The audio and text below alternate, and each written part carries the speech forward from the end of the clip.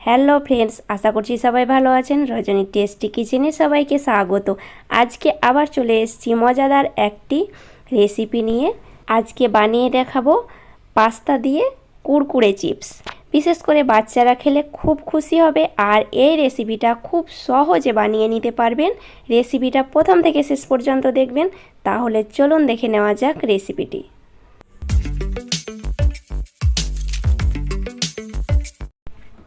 প্রথমে চিপস বানানোর জন্য আমি এখানে 1 প্যাকেট মতো পাস্তা নিয়েছি। পাস্তার প্যাকেটটা আমি কেটে নিচ্ছি। আর বাজারে যে কোনো মুদির দোকানে আপনারা অ্যাভেলেবল পাস্তা পেয়ে যাবেন বিভিন্ন ডিজাইনের। আমি প্যাকেটের নিয়েছি, আপনারা খোলা পাস্তাও নিতে পারেন। পাস্তাটাকে আমি একটা প্লেটের মধ্যে ঢেলে নিলাম। এরপর চলে যাচ্ছি সেদ্ধ করে নিতে। পাস্তা সেদ্ধ করার জন্য একটা কড়াইয়ের মধ্যে পরিমাণ মতো জল বসিয়ে দিলাম। আর জল একটু গরম হওয়ার পরে দিয়ে দিলাম স্বাদ মতো লবণ আর 1 চামচ মতো রান্নার রেগুলার সয়াবিন তেল। তেলটা অবশ্যই দেওয়ার চেষ্টা করবেন, এতে পাস্তা খুব ঝরঝরে থাকে। জলটা গরম হওয়ার পরে পাস্তাটা আমি জলের মধ্যে দিয়ে একটু নাড়াচাড়া করে দিচ্ছি। আর অপেক্ষা করব 5 থেকে 6 মিনিট পর্যন্ত। আঁচটাকে মাঝারিতে রেখে পাস্তাগুলো আমি সেদ্ধ করে নেব। 6 মিনিট পর খুন্তি দিয়ে একটু আমি তুলে দেখাচ্ছি। দেখুন পাস্তাটা কতটা সেদ্ধ হয়েছে।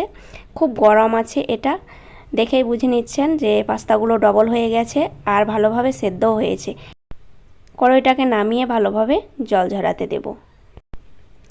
জলটাকে ঝরিয়ে নেওয়ার পরে আমি পাস্তার মধ্যে আরও কিছুটা ঠান্ডা জল দিয়েছিলাম যেন পাস্তাটা ঝরঝরে থাকে। জলটা ভালোভাবে টেনে নেওয়ার পরে আমি দিয়ে দিচ্ছি 3 চামচ মতো কর্নফ্লাওয়ার আর নিয়েছি 3 চামচ মতো ময়দা। ময়দা আর কর্নফ্লাওয়ার দিয়ে পাস্তাগুলোকে ভালোভাবে মাখিয়ে নিতে হবে। আর ভালোভাবে যেন পাস্তার গায়ে কর্নফ্লাওয়ার আর ময়দাটা লেগে থাকে। ভালোভাবে মাখিয়ে নেওয়ার পরে আমি পাস্তাটাকে সাইডে রেখে দিচ্ছি।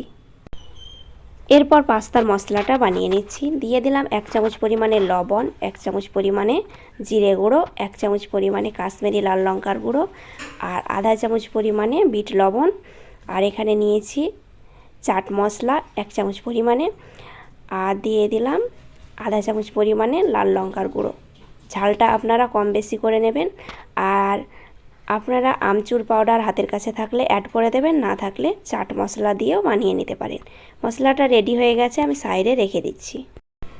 একটা কড়াই বসিয়েছি আর কড়াইয়ের মধ্যে দিয়েছি পরিমাণ মতো তেল। তেলটাকে ভালোভাবে গরম করার পরে চিপসগুলো ভেজে নিতে হবে। আমি হাতে মাপ করে 2 মুঠো চিপস ভেজে নিচ্ছি। প্রথমে আঁচটাকে লো টু মিডিয়ামে রেখে চিপসগুলো ভেজে নেওয়ার চেষ্টা করবেন, এতে চিপসগুলো খুব সুন্দরভাবে কুরকুরে হবে। একটু সময় নিয়ে চিপসগুলো ভাজার চেষ্টা করবেন, এতে কালারটাও খুব সুন্দর আসবে। দেখুন চিপসগুলো আমার ভাজা হয়ে গেছে, আমি একটা পাত্রের মধ্যে ছেঁকে নিচ্ছি। আর ভালোভাবে তেলটাকে ঝরিয়ে চিপসগুলো তেল থেকে উঠিয়ে নেওয়ার চেষ্টা করবেন। একে একে আমি সব চিপসগুলো ছেঁকে নিয়েছি। আর গরম চিপসের মধ্যে আমি কিছুটা মশলা ছড়িয়ে দিচ্ছি।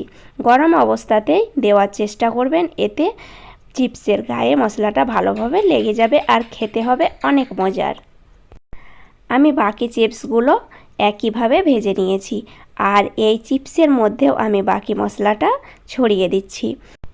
খুব সহজে রেডি হয়ে গেল কুরকুরে চিপস। এই রেসিপিটা ভালো লেগে থাকলে একটা লাইক করবেন আর চ্যানেলটাকে সাবস্ক্রাইব করবেন। আর যেসব বন্ধু ফেসবুক পেজ থেকে দেখছেন তারা অবশ্যই পেজটাকে ফলো করবেন। এইভাবে আপনারা চিপস বানিয়ে বাচ্চাদের বায়না মেটাতে পারেন। আমি একটা চিপস ভেঙে দেখাচ্ছি, দেখুন কতটা মুচমুচে হয়েছে। আজ তাহলে এই পর্যন্তই, আবার আসছি অন্য কোনো রেসিপি নিয়ে। ধন্যবাদ।